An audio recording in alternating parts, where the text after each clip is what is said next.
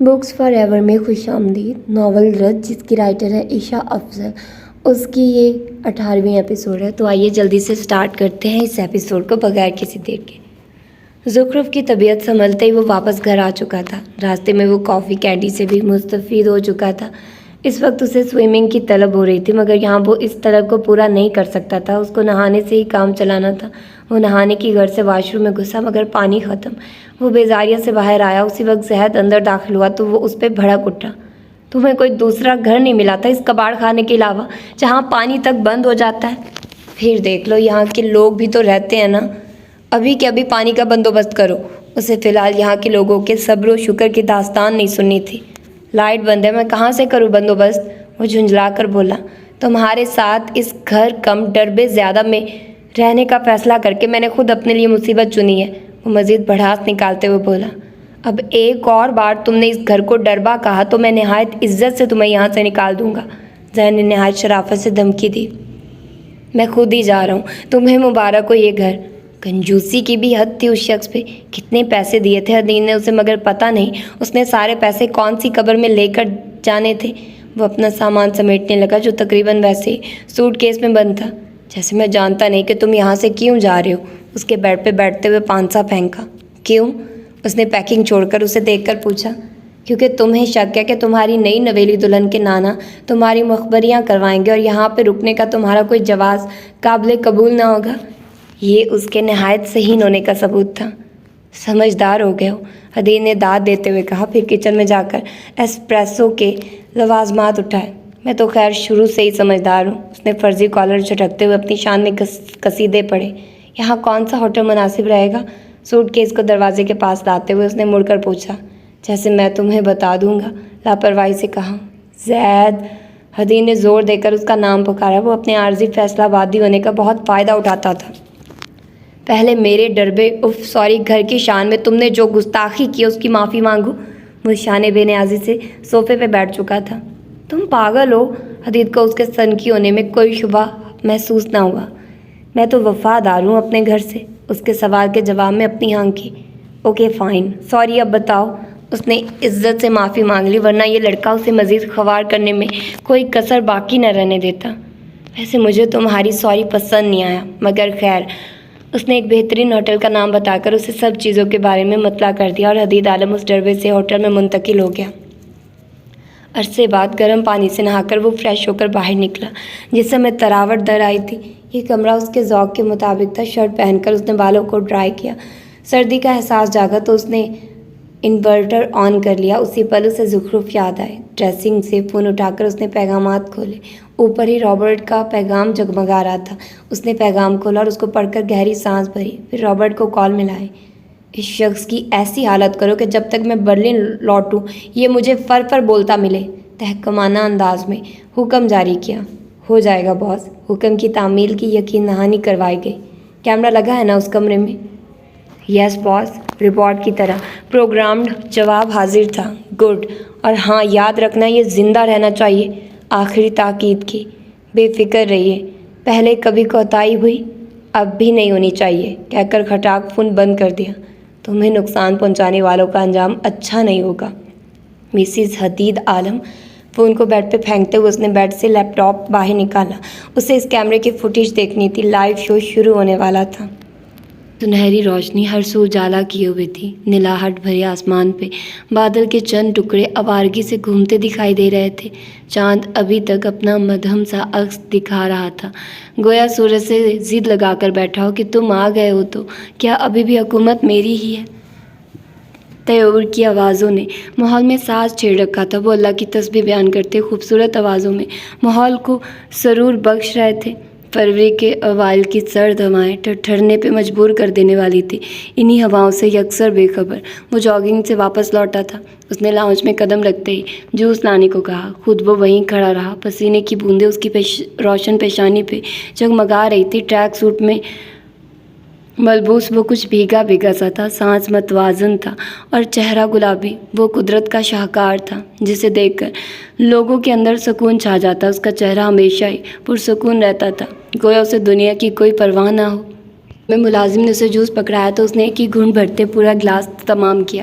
پھر وہ اپنے کمرے کی طرف چل دیا. فریش ہو کر اس نے سرمئی پولو شرٹ کے ساتھ گہرے سبز رنگ کی اسپورٹس جیکٹ پہنی. سیاہ ٹراؤزر کے نیچے پاؤں میں اسپورٹس شوز پہن کر وہ کمرے سے نکلا ہی تھا کہ ہمایوں کمال کی آواز نے اسے روک دیا. تمہیں اندازہ بھی ہے کہ تم جب سے پاکستان آئے ہو سیکیورٹی کے بغیر ہی باہر نکل جاتے ہو؟ یہ پاکستان ہے برہان، اور تم سیاسی خاندان سے تعلق رکھتے ہو. سنبھل کر رہو. وہ اسے نصیحت کر رہے تھے. ایسا دیکھنے والا سوچ سکتا تھا مگر وہ اسے کچھ باور کروا رہے تھے. یہ برہان کمال سوچ رہا تھا. مگر میں خود سیاست میں نہیں ہوں، اور ویسے بھی مجھے کوئی نہیں جانتا. وہ ان کی نصیحت کو ہوا میں اڑاتا آگے بڑھنے لگا جب ہمایوں کمال کی بات پہ پھر رک گیا. بھول ہے تمہاری، دوست نہ بھی جانے تو دشمن ضرور جان جاتے ہیں. جانے کیا جتانا چاہتے تھے مگر برہان کو کوئی دلچسپی نہیں تھی ان کی سو کال سیاست میں. واٹ ایور، اس نے ہاتھ جلا کر کہا اور وہاں سے راہ فرار اختیار کرنے میں ہی عافیت جانی. مگر ان کے مطالبے نے اسے قدم نہیں اٹھانے دیے. اب تم واپس آ سکتے ہو تو سیاست میں قدم رکھنے کے لیے تیار ہو جاؤ. وہ اسے حکم سنا رہے تھے اور اسے حکم سننے سے کوفت ہوتی تھی. اور آپ کو ایسا کیوں لگ رہا ہے کہ میں سیاست میں آؤں گا؟ ان کے قریب بڑھتے ان کی آنکھوں میں دیکھ کر چبا چبا کر پوچھا. کن پٹی کی رگ بھڑک رہی تھی اور تاثرات عجیب سے تھے. کیونکہ سیاست تمہارے خون میں، اور خون کو جسم سے نکالا نہیں جاتا. انہوں نے اسے اس کی وراثت سے آشنا کروایا. مجھے اس سب میں کوئی دلچسپی. بند کرو اپنی بکواس، وہ چیخے تھے. تمہیں سیاست میں لانے اور بابا کی نظر میں سرخرو کرنے کے لیے جو جتن مجھے کرنے پڑ رہے ہیں تمہیں اس کا اندازہ بھی نہیں ہے. وہ ہتھے سے اکھڑ گئے تھے. وہ اسے اپنی ساری ریاضتیں ضائع کرنے کی اجازت نہیں دے سکتے تھے. میں نے آپ سے نہیں کہا کہ آپ خود کو میرے لیے تھکائیں. صدا کی لاپرواہی تھی اس کے لہجے میں. گویا آپ کیوں میرے معاملات زندگی میں دخل دے رہے ہیں؟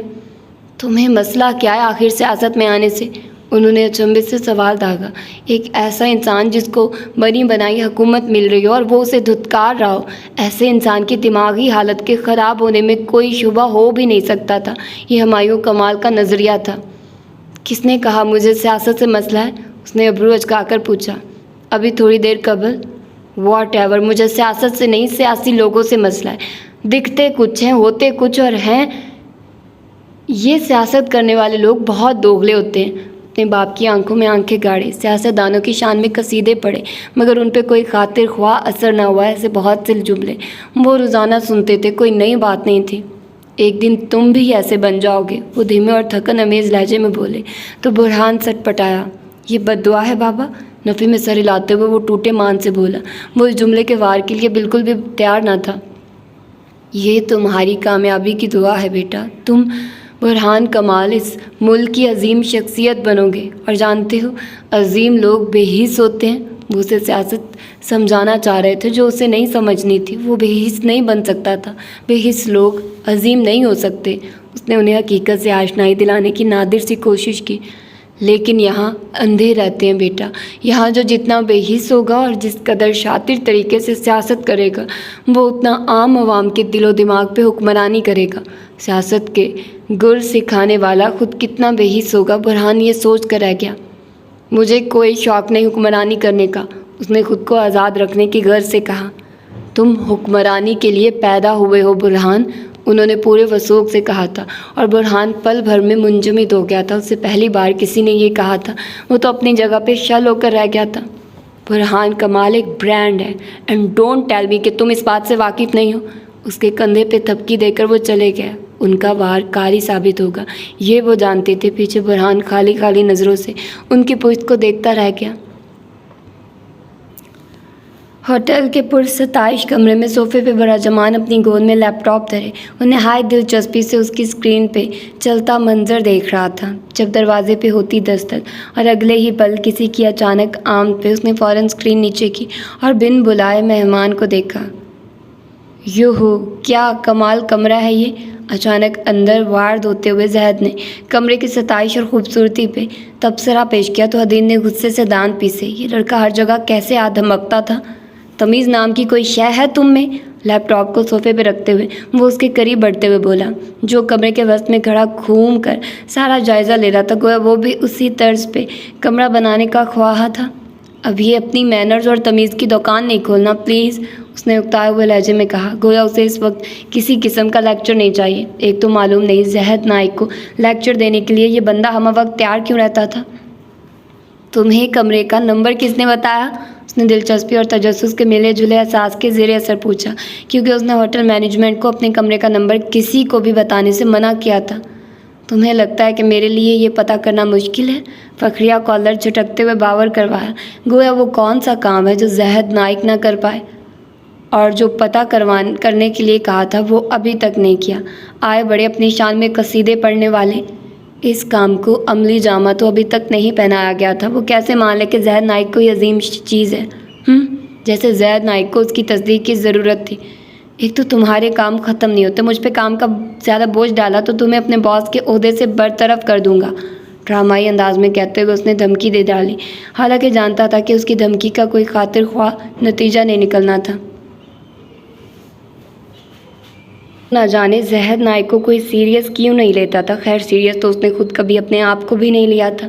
وہ اس کے ڈریسنگ کی طرف بڑھتے اس کے آئینے میں خود کو دیکھنے لگا۔ گویا چمکتے شیشے میں تو وہ نہایت ہینڈسم دکھ رہا ہوگا۔ خود کو دیکھتے اس نے نظر بد کی دعا پڑھی تھی، اگر اسے نظر لگ گئی تو توبہ توبہ، اس نے فوراً استغفار بھی کر ڈالا۔ تم بہت سمجھتے ہو مجھے؟ حدید نے مشکوک انداز میں پوچھا۔ ایسا امپلائی ہو تو باس ایک دن بھی اسے برداشت نہ کرے، لیکن حدید کی تو مجبوری تھی، کیونکہ وہ اس کا دوست جو ٹھہرا تھا، اور بھلا دوست کو بھی زندگی سے نکالا جاتا ہے۔ تم باس والی مخلوق ہو، اس نے آئینے میں اس کے عکس کو دیکھ کر سراسر مذاق اڑاتے ہوئے کہا۔ آیا بڑا زہد نائک پہ حکم چلانے کوئی، تمہارا اصل باس ہی تمہیں سٹ رکھتا ہے، حدید نے ناراضی سے جواب دیا۔ بہت گستاخ تھا یہ لڑکا، نام نہ لینا اس کا، سخت ناپسند ہے مجھے اپنا باس۔ اس نے باس کے ذکر پہ ناک چڑھایا۔ تنخواہ کے نام پہ دھیلا نہیں دیتا اور کام ہر ایک کروانا ہوتا ہے۔ ایسے باس کس امپلائی کو پسند ہوتے ہیں؟ کم از کم زہد نائک تو ایسے باس سے بالکل راضی نہ تھا۔ خیر وہ کسی سے راضی ہوتا ہو یہ بھی ایک معمہ تھا، یہ اس بات کی نشانی ہے کہ وہ ایک اچھا باس ہے۔ حدید نے باس کے اچھا ہونے کی یقین دہانی کروائی تو اس کے ماتھے پہ لکیروں کا جال بنا۔ اور وہ کیسے؟ اس نے اچنبھے سے دریافت کیا۔ جب باس کو ناپسند کیا جانے لگے تو اس کا صاف مطلب ہوتا ہے کہ آپ اپنے کام سے نالا ہوتے ہیں اور باس آپ کو راستے پہ لاتا ہے۔ اس نے اپنی سوچ کے مطابق مناسب جواز پیش کیا۔ خود باس ہونا اسی لیے حمایت کر رہے ہو، ورنہ یقین جانو مجھے ایک آنکھ نہیں بھاتے یہ باس ٹائپ پرسن۔ اس نے نادیبی نظروں سے حدید کو گھورتے ہوئے کہا۔ ہر انسان اپنے جیسے لوگوں کی تعریف ہی کرتا ہے۔ اپنا باس نامہ بند کرو اور یہاں سے نکلو، فارغ نہیں ہوں میں۔ اس کی بے تکی باتوں سے بیزار ہوتے اس نے سیدھا نکل جانے کو ہی کہہ دیا۔ کوئی اور سامنے ہوتا تو وہ دو بول کہہ کر نکل جاتا، مگر سامنے تو زہد نائک تھا جسے زچ ہونا نہیں زچ کرنا آتا تھا۔ ہاں تو جیسے میں تو تمہاری محبوبہ ہوں جو تمہارے پیچھے خوار ہو جاؤں گی، کام سے ہی آیا ہوں۔ اب اگر تم نہیں سننا چاہتے تو تمہاری مرضی۔ وہ کندھے اچکا کر دروازے کی طرف بڑھ گیا کہ آؤ اور مناؤ اپنی محبوبہ، دوست کو۔ ڈرامے نہ کیا کرو، حدید نے وقت کے تقاضے کے پیش نظر اسے بازو سے پکڑ کر روکتے ہوئے کہا۔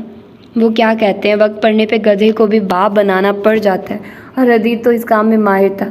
اسے لوگوں سے کام نکلوانے آتے تھے، اب وہ بے وقوف بنا کر لے یا اپنے شاطر دماغ سے کوئی چال چل کر یہ سامنے والے کی صلاحیت پر منحصر تھا۔ ڈرامے کیے بغیر میرا دھندا نہ چلے۔ تم کہتے ہو ڈرامے نہ کرو، میرے ڈراموں سے سب سے زیادہ تم نے فائدہ اٹھایا ہے۔ اس کے روکنے پہ رک کر وہ اسے باور کروانا نہ بھولا تھا۔ ناراض محبوبہ، بات بتا دو، مجھے سچ میں کام کرنا ہے۔ میری غیر موجودگی میں پہلے ہی عفان آفس میں عجیب و غریب قسم کی باتیں مشہور کر رہا ہے، مجھے جلد از جلد واپس بھی جانا ہے۔ وہ پریشانی سے بولا تو زید نے اسے مزید تنگ کرنے کا ارادہ ملتوی کیا۔ عفان مراد کی حرکتوں سے وہ بے خبر کب تھا۔ ایک تو اس نے 1000 مرتبہ کہا تھا کہ ایک بار اس ممی ڈیڈی بچے کو اس کے حوالے کرے، مگر حدید تھا کہ مانتا ہی نہیں تھا۔ واپسی کا پروگرام کب تک ہے؟ اس نے سنجیدگی سے پوچھا۔ وہ الگ بات تھی کہ سنجیدگی میں بھی اس کے چہرے پہ شرارت جھلک رہی تھی۔ شاید وہ تھا ہی ایسا شوخ چلبلا اور ہر غم میں زندگی فراموش کیے اپنی حیات کو جینے والا۔ شاید ہر خوش مزاج انسان ایسا ہی ہوتا ہوگا، مگر زہد نائک تو صرف ایک ہی ہوتا ہے جب زخرف کہے گی، اور مام کی طبیعت کا بہترین ہونا بھی اہم ہے۔ اس نے بغیر آر محسوس کیے اصل مدعا پیش کیا، جس پہ زید کا حلق تک کڑوا ہوا۔ 1 نمبر کے زن مرید بنو گے تم، لکھوا لو مجھ سے۔ ज़ुखरुफ की बात मानने वाली बात पे उसे सच में तप चढ़ी। आज तक उसकी बात तो मानी नहीं थी, लेकिन उस लड़की की हर बात मान लेता था। पता नहीं क्यों, लेकिन ज़ैद को अब ज़ुखरुफ से सौतन वाला हसद होने लगा था। आते ही उसके दोस्त को जन मुरीद बना डाला था। जादूगरनी, मुझे वो अहम बात बताओ जो बतानी थी। उसने ज़ैद के जुमले पर रद्द-ए-अमल ज़ाहिर करने के बजाय उससे अहम बात पूछी तो वो उसे सब बताता चला गया। एक तो दोस्ती भी बड़ी अजीब शय है। इंसान चाहकर भी दोस्त को परेशान नहीं होने दे सकता, बल्कि जिस हद तक मुमकिन हो उसकी परेशानी दूर करने की कोशिश में मगन रहता है। वो कुछ कागजात सामने फैलाए मुनहमिक अंदाज में उनमें गर्क थे जब उनके पास ही बेड पे बैठी मायदा उंगलियां मरोड़ती हुई बेचैनी से उन्हें देखने लगी। मायदा बेगम के अंदर होने वाली जंग से अक्सर बेखबर। वो अपने ही काम में उलझे हुए थे। सियासत में रहते हुए वो वैसे भी हर पल उलझे ही रहते थे, या शायद सियासत उन्हें उलझाए रखती थी। हुमायूं बल आखिर पुकार ही डाला, लेकिन अगला मुहर्रका सर करना मुश्किल था। एक कागज़ को 2 उंगलियों से थामे वो किसी सतर को दोबारा पढ़ रहे थे। शायद वो जुमला एक बार पढ़ने पे सही से समझ में नहीं आ रहा था। मुझे आयशा से मिलना है। इंतहाई दिक्कत से अल्फाज अदा किए थे हुमायूं कमाल। एक तरफा दम सतर की गहराइयों से बाहर को कूदे थे। ये झटका यकीनन शदीद था। उन्हें संभलने में वक्त लगा था। मायदा ने उनकी हरकतों सकनात को बगौर जांचा। उन्हें शर्मिंदगी हुई। Are you sure? नहायत धीमे लहजे में पूछा। अलबत्ता चेहरा कदरे हैरान कुन तासुरात के ज़ेर असर था और पुरफिक्र सोच की लकीरें जा बजा माथे पे अयां हो रही थी। नज़रें कागजात पे जमाए हल्का सा बोली कि अगर हुमायूं कमाल की साहरियत से इस कदर चौकस ना होती तो वो यकीनन सुन ना पाते। वो खामोशी से उठकर जाने लगी कि हुमायूं ने उन्हें पुकारा। एक बात पूछूं? उनकी उम्मीद के ऐन मुताबिक उन्होंने सवाल दागा था। वो थम गई। शायद वो अगला सवाल भी जानती थी। गिल्ट है या हमदर्दी? वो बिल्कुल भी तंजिया नहीं बोले थे, मगर मायदा को चुभा था। दोनों ही नहीं। शायद वो पहले से ही जवाब सोच कर रखे हुए थी। फिर वह बगौर उनके चेहरे के उतार चढ़ाव को परखते हुए बोले, शायद पुरानी मोहब्बत। वो खोए हुए लहजे में बोली, ठीक है, कब मिलना है? उन्होंने मज़ीद नहीं कुरेदा। कल मैं ले जाऊंगा। वो दोबारा कागजात में घर कोने को तैयार थे। वो आपको पहचान रही हैं? इन सारे हादसात में पहली बार उन्होंने आयशा के मुतालिक कितनी तवील गुफ्तगू की थी। मालूम नहीं, उन्होंने लापरवाही से जवाब दिया। क्या मतलब? मैं समझी नहीं। वो बात का मफहूम समझने से कासिर थी। मैं अब तक उसके सामने नहीं गया। उनका चेहरा सपाट था, लेकिन मायदा हक्का बक्का रह गई। आपने एक बार भी अपनी बहन को जाकर नहीं देखा? शौक के मारे उनकी आवाज़ लर्जी थी, या शायद उनकी बेहिसी पे वो दंग रह गई थी। नहीं। सर्द लहजा, सपाट तासुरात। क्यों? वक्त नहीं मिला। इंतहाई गैर मंतकी जवाब था जिस पे मायदा बुफर गई। सीरियसली? आपकी बहन मरते मरते बची और आप कह रहे हैं कि आपको उसे देखने का वक्त नहीं मिला? वो मज़हक़ा खेज़ अंदाज में हंसी थी। वो ठीक है, बाबा थे उसके पास। उन्होंने सपाट तासुरात से जवाब दिया। समझ गई। चेहरे को ऊपर नीचे हिलाते वो खुद पे ज़ब्त बांधने की कोशिश करने लगी। क्या समझ गई? जब मैं भी हालत निज़ा के करीब अस्पताल के बिस्तर पे मौजूद होंगी तो भी आपको अपनी सियासत अजीज़ होगी। सबकी तनावें टूट चुकी थी। Shut up. और तुम क्यों जाने लगी अस्पताल? अब समझ आई मुझे। तुम्हें अपनी फ़िक्र सताए हुए है। तुम मकाफात से डर रही हो। वो समझते हुए बोले, लेकिन मायदा उनको नहीं सुन रही थी। आप भी, बाबा भी, दोनों को अपनी सियासत अजीज़ है। और मेरा बेटा, मेरा बुरहान, उसे भी आपने ऐसा बना दिया है। महीनों मैं उसके लिए तड़पती रही, सिसकती रही, और उसने पढ़ कर नहीं देखा। उन्होंने तो जैसे उनका कहा कोई लफ्ज़ सुना ही नहीं था। वो तो अपना गम लिए बैठी थी। तुम क्या चाहती हो? वो घर बैठ जाए और सियासत घरों में तकसीम हो जाए? वो बेड से उठते हुए उनका हाथ पकड़कर उसको झटकते हुए गुस्से से बोले, मैंने उसे कभी सियासत में जाने से नहीं रोका, मगर वो उनके इस रद्द-ए-अमल पे हैरान रह गई थी। कोई अगर मगर नहीं। तुमने देखा नहीं बुरहान कितना तब्दील हो चुका है? उसकी तब्दीली इतनी खुशाइंद है कि आखिर वो सियासत का चमकता सितारा बनेगा। लिखवा लो मुझसे। वो सितारा जो पूरे आसमान में सबसे रोशन होता है। वो सितारा जिसकी चमक से चांद को भी खतरा लाहक होता है। वो मुस्तकबिल की मंजर कशी करते हुए बेहद पुरयकीन थे। उनकी आंखों की चमक बढ़ गई थी। बुरहान ने उनकी आंखों को खैरा कर दिया था। सितारे पहुंच से दूर हुआ करते हैं। हुमायूं नम आंखों से उन्हें एहसास दिलाने की कोशिश की। उसे ऐसा ही बनना होगा। कुछ पाने के लिए कुछ खोना पड़ता है, और उसे ऐसा सितारा बनता देखने के लिए मैं हर शय की कुर्बानी देने को तैयार हूँ। وہ پرجوش جذبے کے تحت بولے۔ وہ خاموش ہو گئی۔ ان کی ہر گفتگو یوں ہی ہوتی تھی، آدھی ادھوری، با مقصد اور بے مقصد کے درمیان چکر کاٹتی، نرم گرم، تلخ، ماضی اور مستقبل کے درمیان الجھی، حال سے بیزاریت بھری۔ یہ فیصلہ آباد ٹی گراؤنڈ کا علاقہ تھا، جہاں روشنی آنکھوں کو خیرہ کرتی تھی، جہاں زندگی رقص کرتی تھی۔ ہوٹل، ریسٹورانٹ، ڈھابے، مارکیٹیں، شاپنگ مالز اور مختلف اسٹال سے سجا یہ علاقہ دیکھنے والوں کو خود میں گم کر لیتا تھا۔ اس پر رونق اور دل فریب جگہ پہ جا بجا لوگ دکھائی دے رہے تھے۔ گاڑیوں اور موٹر سائیکلوں کا جمع خفگیر موجود تھا۔ پاس ہی موجود پارک میں لوگ اپنی فیملیز کے ساتھ جاتے دکھائی دے رہے تھے۔ پارکنگ میں الگ ہی منظر نمایاں تھا۔ سردی معمول سے ذرا کم تھی، اسی لیے شاید لوگ باہر نکلے ہوئے تھے، کیونکہ زیادہ ٹھنڈ میں اس علاقے میں اتنے لوگوں کی موجودگی مشکل ہوتی تھی۔ وہ زید کے بتائے ہوئے پتے پہ پہنچا تھا۔ گرین بیلٹ کے قریب موجود 4 کرسیوں کے ساتھ ایک میز موجود تھی، جن میں سے ایک کرسی پہ وہ بیٹھا ہوا تھا۔ گہرے نیلے رنگ کی ہائی نیک کے ساتھ سفید جینز پہنے وہ بے نیازی سے اس ماحول کو دیکھ رہا تھا، جبکہ ارد گرد کے سبھی لوگ اسے گھور گھور کر دیکھ رہے تھے، کیونکہ وہ یہاں کا باسی نہیں لگتا تھا۔ حالانکہ وہ پیدائشی پاکستانی تھا، مگر جرمنی نے اسے بدل دیا تھا۔ اب وہ اپنے ہی ملک میں بیگانہ تھا، لوگوں کی نگاہوں کی پرواہ کیے بغیر وہ اپنے مشاہدے میں مگن تھا۔ دفعتاً اس کے کانوں میں ایک آواز گونجی، بابا مجھے بھی بائک چلانی ہے۔ سڑک پہ دوڑتی ہوئی تیز رفتار موٹر سائیکلوں کو دیکھتے اس نے پرشوق انداز میں کہا۔ تو لقمان عالم نے اس کی خواہش پہ حیرت ظاہر نہیں کی۔ بائک کے لیے ابھی تم چھوٹے ہو، اس لیے صرف سائیکل، انہوں نے پیار سے تاکید کی۔ غالباً وہ نوجوان نسل کی رمز سے بخوبی واقف تھے۔ میں چھوٹا نہیں ہوں بابا، پورے 9 سال 3 ماہ اور 12 دن کا ہوں۔ وہ اپنی عمر گنواتے ہوئے زور ڈالنے لگا۔ تم اپنی عمر کیوں حفظ کرتے ہو عدید؟ وہ اپنے سپوت کی سرکت پہ حیران ہوتے تھے۔ اسے اپنی عمر بتانے کا خبت رہتا تھا۔ کیونکہ مجھے بڑا ہونا ہے، اس لیے میں ہر روز اپنی عمر کا حساب لگاتا ہوں، اس نے معصومیت اور سچائی سے جواب دیا۔ کیونکہ بچے تو معصوم بھی ہوتے ہیں اور سچے بھی، اگر ان سے یہ وصف چھینا نہ جائے۔ اور بڑا ہونے کا اتنا شوق کیوں ہے؟ انہوں نے ابرو اچکا کر پوچھا۔ یقیناً وہ کوئی منفرد سے جواب کی توقع کر رہے تھے۔ تاکہ میں ہر وہ کام کر سکوں جس سے آپ مجھے یہ کہہ کر منع کرتے ہیں کہ میں ابھی چھوٹا ہوں۔ صاف گوئی کی انتہا تھی۔ تم بہت تیز ہو گئے ہو، لقمان نے اس کی ذہانت کو داد دی۔ آپ مجھ پہ طنز کر رہے ہیں جبکہ مجھے تعریف لگ رہی ہے، عدید نے ہنستے ہوئے کہا، جس پہ لقمان نے اس کی کمر پہ چپت لگائی۔ یہ لڑکا جانے بڑا ہو کر کیا کرتا، وہ سوچتے رہ گئے، اور وہ ماضی کی یاد میں گم سوچ کر رہ گیا۔ وہ اس لیے تو بڑا ہونا نہیں چاہتا تھا، اسے تو بابا کی موجودگی میں بڑا ہونا تھا۔ وہ ان کی غیر موجودگی میں زندہ کیسے تھا؟ اس نے گہری آہ بھری۔ ماضی کی یادیں کتنا تھکا دیتی ہیں۔ اسے تھکن ہونے لگی۔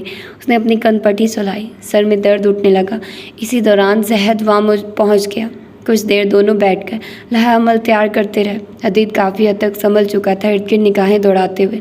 اچانک عدید نے زہد سے عجیب سی فرمائش ظاہر کی۔ مجھے لگا تھا تم مجھے شہر گھماؤ گے۔ جانے اس شہر کو دیکھنے کی حسرت دل میں کیسے جاگ گئی تھی۔ جانے اس شہر سے اسے اتنی انسیت کیوں محسوس ہوتی تھی۔ جانے عدید عالم کو فیصلہ آباد راس کیسے آ رہا تھا۔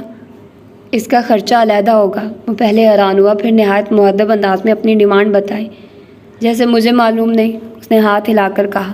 وہ اسے بہت اچھے سے جانتا تھا۔ 1 نمبر کا کنجوس واقع ہوا تھا زہد نائک۔ اچھے خاصے سمجھدار ہو، پتہ نہیں یہ شادی کرتے وقت تمہاری عقل کہاں گم تھی۔ اس کے جواب پہ آخر کو عدید اسے عقل مند تو لگا، مگر شادی کے معاملے میں وہ اسے صدا کا بے وقوف ہی لگتا تھا۔ میری تو عقل ہی گم تھی، تمہاری تو لڑکی ہی گم شدہ ہے جس سے تم شادی کے خواہاں ہو۔ ان کا جواب پتھر سے دیا تھا عدید عالم نے۔ آیا بڑا مجھے تانا دے گا، بہت جلد مل جائے گی، پھر تمہیں بتاؤں گا، وہ انتہائی انتقامی لہجے میں بولا۔ البتہ اس کا انتقام بھی اس کی ہی طرح مضحکہ خیز ہونا تھا۔ یہ بات عدید بخوبی جانتا تھا، اس لیے اس نے کوئی خاص اثر نہ لیا۔ ویسے کتنی کوئی امیر لڑکی چاہیے تمہیں؟ ٹیبل پہ آگے کو جھکتے اس نے نہایت دلچسپی اور تجسس سے استفسار کیا۔ غالباً وہ اس کی لالچ پرکھنا چاہتا تھا۔ بس اس کا باپ اچھا خاصا مالدار ہو اور وہ اکلوتی بیٹی ہو۔ اپنی پسند کی لڑکی کا خاکہ بنایا تو عدید اس کی لالچ پہ مسکرایا۔ مطلب ٹوٹل جائیداد لوٹنے کا پلان ہے؟ دونوں ہاتھوں کو میز سے اٹھا کر ہوا میں لہراتے ہوئے کہا تو زہد اس کے جواب اور انداز سے متاثر ہوا۔ ہاں تو کیا، میں پوری عمر تمہارے حکم سنوں گا، منہ بسور کر بولا، جس پہ عدید نے اسے گھورا۔ یعنی अमीर बीवी के हुक्म सुनना चाहते हो? उसने समझते हुए जवाब दिया।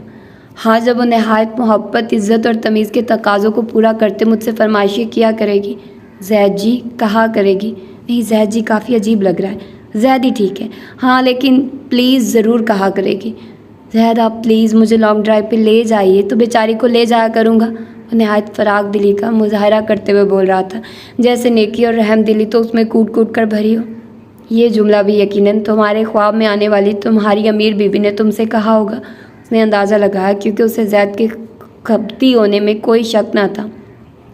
सही कहते हैं, जीनियस लोगों की सोहबत में रहने से इंसान ज़हीन हो जाता है। मेरी शख्सियत का तुम पर बहुत अच्छा असर जा रहा है। खुद को दाद दिए बगैर तो उस लड़के का गुजारा नहीं था।